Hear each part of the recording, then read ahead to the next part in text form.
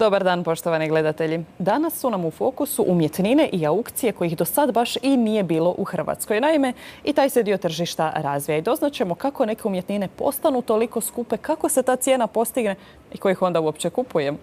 Evo ga, u studiju pozdravljam naše današnje goste. Hello and welcome, Julian Plestio. You are the director of Artmark. Welcome to Croatia National Television. Thank you for having us. I također s nama je Luka Filipović. Dobar dan, dobrodošli. Dobar dan i hvala na pozivu. Ja ću zamoliti režiju za početak da vidimo tog Bukovca vrijednog 200.000 eura. And Julian, question for you. How can this picture even be worth 200,000 euros? I mean, how is that price even combined? How can it be so much? Why it's not 150,000 or 300,000? Well, this is obviously an interesting question. The first part of it is that is connected with Vlaho Bukovac, which is the best product that Croatia had in fine arts in the last 150 years for modern and classic. And obviously, when a piece like this appears, appraisals, experts and specialists are focused into finding it the best place in the art market for it. So when it appeared for us, it was obviously a big surprise. And we knew, firsthand, we have on our hands an important piece. So when we talk about sums like this, evaluations like this, between 100,000 and up to 200,000, it is a number of things that give us these numbers, let's say. Obviously, we like to work with round numbers, so 175, it would sound a bit weird, because the art market and the auction world is regulated in a way that helps people to work with it. And it's also a financial mechanism, because everything is connected, from appraisals to bank evaluations to insurances and so on. So that's why the round number. But why that number has in its back a research, an art market research. So appraisals need to take into consideration a bunch of factors. Most of the important ones start with the name. So we have Bukovac, which is top. So when you hear Bukovac, it's immediately what? 50,000? No, it's immediately euros. Something important, but then you go to the artwork. So you go to the inherent value of the art. You start with the inherent value of the artist, which is easy now with Bukovac, and then you go to the inherent value of the art piece. So when we have, for example, portraits made by Bukovac, then we go to the highest of his achievement, right? Because he's best known in his 50-year career of the greatest portrait maker in Europe, in a way, in half of Europe. And then you go to the moment when the painting was created. So this is 1886, in his best period in France, where he stayed for 15 years and he became internationally known. And then you go to the collector that had the piece, and then you go to the dimensions, and then you go to the history and the provenance and the research behind it and the documentation. And all of this stacks up in a way that creates a final value. Also, we need to take into consideration prior transactions, international transactions, and local market value. And we know that Bukovac is highly praised. It's mostly the highest praised artist in Croatia in fine arts. We have Meštrović in sculpture, but then we have the post-war guys that are really coming really fast in the back trail of these two, let's say. So all of this makes a recipe into finding the correct price. So that is the recipe, and what are the safety protocols? Luka, ne mogu ni zamisliti na koji način se ovo može čuvati, osigurati, kako uopće se to sprema i čuva do same aukcije. Recimo ova slika će biti na aukciji sad utorak. Kako je čuvate, kako je skladištite, koliko vam glavobolje zadaje? Pa glavobolje zapravo uopće nema, jer da li je to djelo od 200.000 eura, 20.000 eura ili 500 eura, u principu cijela ideja aukcijske kuće u Hrvatskoj po uzoru na europske velike kuće je da umjetnost i kupnja umjetnina, investicije u umjetnosti nije rezervirana samo za nekakve klase, nekakve ajmo reći, najviše rangove, ako to uopće tako možemo reći, nego je zapravo otvorena, dakle naša aukcija zapravo starta sa dijelima od 100 eura, pa završava u nekakvim višim, ajmo reći, ešalonima. Što se tiče samog osiguranja, vrlo jednostavno. Imamo prostor koji je osiguran po najvišim kriterijima i standardima koji to može biti. Svako naše djelo je posebno osigurano, transport provodimo mi. Imamo puno kolega u Artmarku koji znaju, koji su imali puno umjetnina u rukama i to je zapravo jedna svakodnevica. Tako da što se tiče nekakvih dakle, protokola o nekakvoj sigurnosti, vrlo jednostavno. Umjetnina se preuzima u posjed Artmarka, mi skrbimo o njoj, malo je dajemo ljubavi. Ako je recimo djelo potrebno nekakvo čišćenje ili ako nekako konzerviranje je potrebno. Mi smo u Artmarku zainteresirani, generalno je aukcijska kuća mora ponuditi najbolji finalni produkt koji netko može kupiti. Tako da mi u principu kada preuzmemo djelo, ne samo da skrbimo o tome djelu, nego uz to nudimo i uslugu gdje možemo zapravo djelo i na neki način osvježiti i malo mu dati ovo što sam spomenuo ljubavi, da osoba koja bude kupila to djelo zapravo više ne mora o ničemu brinuti kada ju kupi. Ima najbolji mogući okvir, najbolji moguće dakle, situaciju u kojem djelo može doći. Tako da zapravo odgovor na vaše pitanje je vrlo jednostavno. Osiguranje, ljudi koji znaju jednostavno se ophoditi u blizinu umjetnina, transport provodimo mi, osiguranje provode osiguravateljske kuće i u principu tu nema problema. Stručnjaci onda u svim etapama. Sad govorimo puno o potencijalnim kupcima jer znači utorak nas očekuje aukcija, druga aukcija tog tipa koju je kuća Artmark u Hrvatskoj organizirala. Prije zapravo nismo imali na toj razini aukcije u Hrvatskoj. Ovo je prvi put da imamo na takvoj jednoj visokoj razini projekt tog tipa i možda smo se uhvatili Bukovca jer nam je najatraktivniji sad na ovoj aukciji. Stvarno, M Bukovac, M ova cijena od 200.000 eura. Kako je uopće došlo do toga da se on prodaje? Znamo li kod koga je bio prije? Smije li se uopće ta informacija iznositi?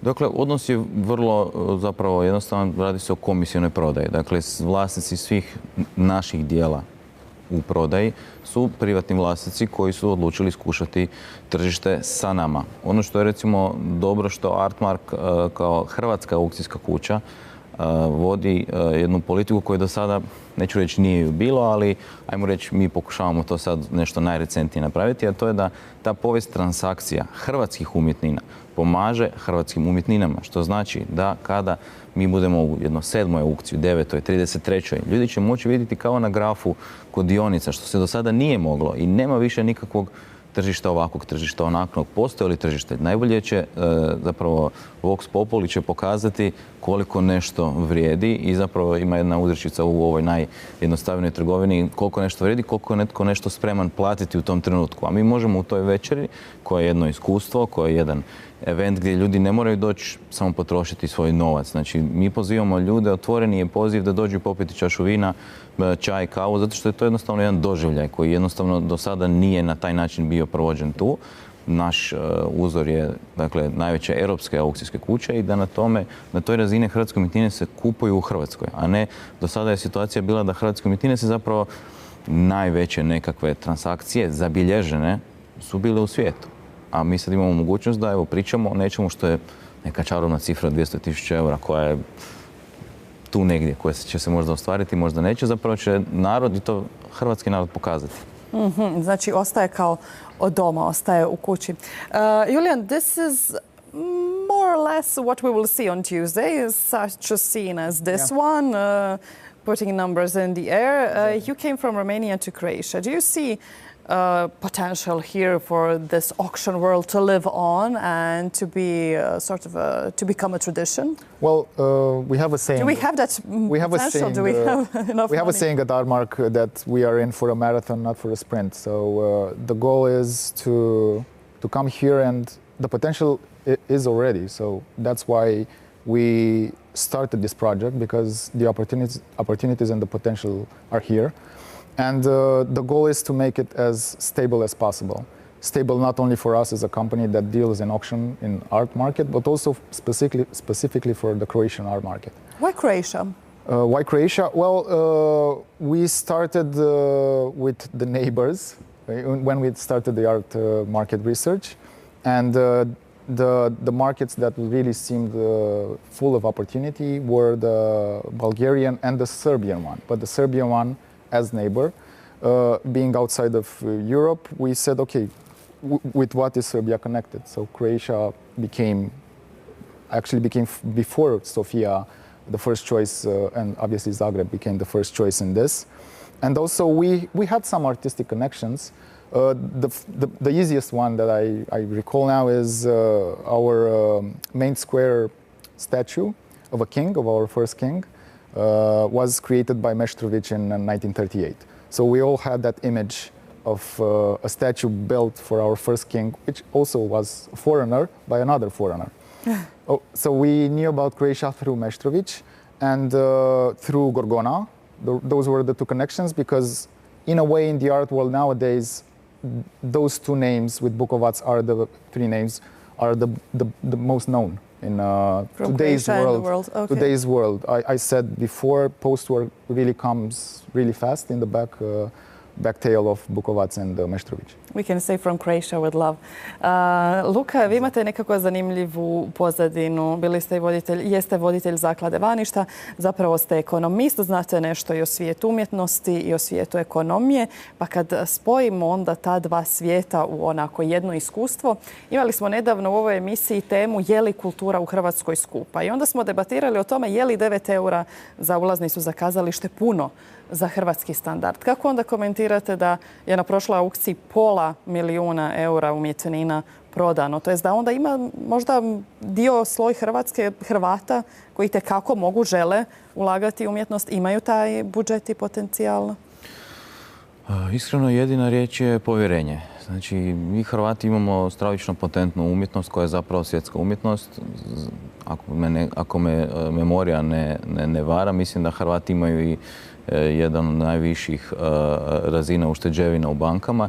Jedino što do sada tržište umjetnina nekako ili je bilo rezervirano za neke druge ili nije bilo dovoljno sigurno. Na ovaj nekakav način, u nekoj kombinaciji imamo jednu transparentnu platformu koja nudi sve. Nudi i pisani trag, nudi fakturu, nudi certifikat i nudi jednostavno put.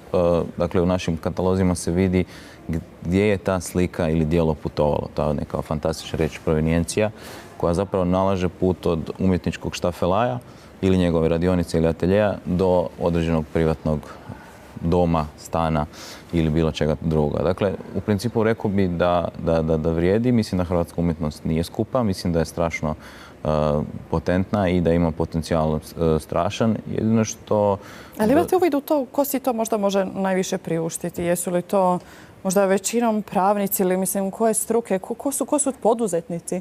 Apsolutno nema pravila. Ja sam u poslu otprilike 10 godina i vidio sam i ovaj non-profit dio i ovaj profit dio i iskreno nema nikakvog pravila. Jedino što ljudi kupe umjetnine ili radi estetike ili investicije. Kad se to zajedno spoji, to je zapravo po meni najbolja nekakva formula. Što se tiče čime se ljudi bave koji si priuštaju umjetninu od gospodina koji je cijeli život štedio ili gospođe pa je, ajmo reći, sa nekakvim skromnim porijeklom pa to je nešto čemu se on zapravo ili ona veseli na kraju tog nekog radnog vijeka ili naravno neko sposobniji kao nekakav biznismen, pravnik, pravnica, odvjetnik, odvjetnica, doktor. I stvarno što se tiče nekako, sad da to napravim nekako standardizirano, stvarno ne mogu i evo, stvarno kroz neke moje ruke je prošlo stvarno jedan lijepi broj umjetnina i lijepi broj klijentica i klijenata na nekakav način i stvarno mogu reći da jedino što oni svi zajedničko imaju nisu nekakva zanimanja nego je nekakav taj interes i ono što je meni jako zanimljivo jer sam vidio i najmoćnije, ajmo reći, i dame i gospodu i nekako najskromniju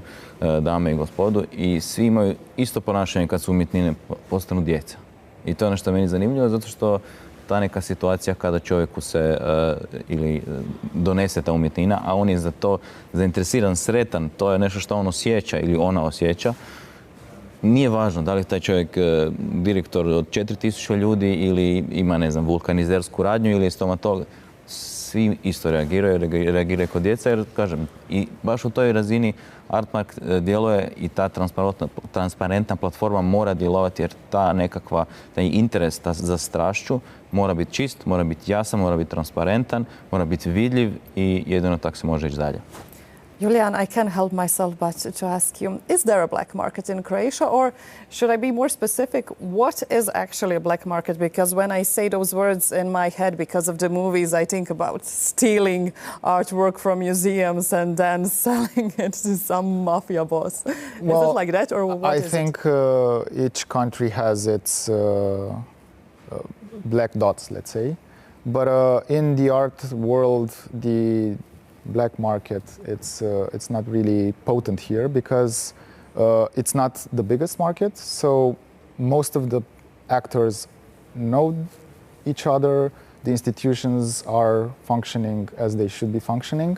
And us also as a platform, our market as a platform, it helps every other second thought, let's say, bad thought, be cleared, and this is the goal of making it as easy as possible, as transparent as possible, as professional as possible, to stomp each try in this world, as you say, black market. We don't really think it is a problem.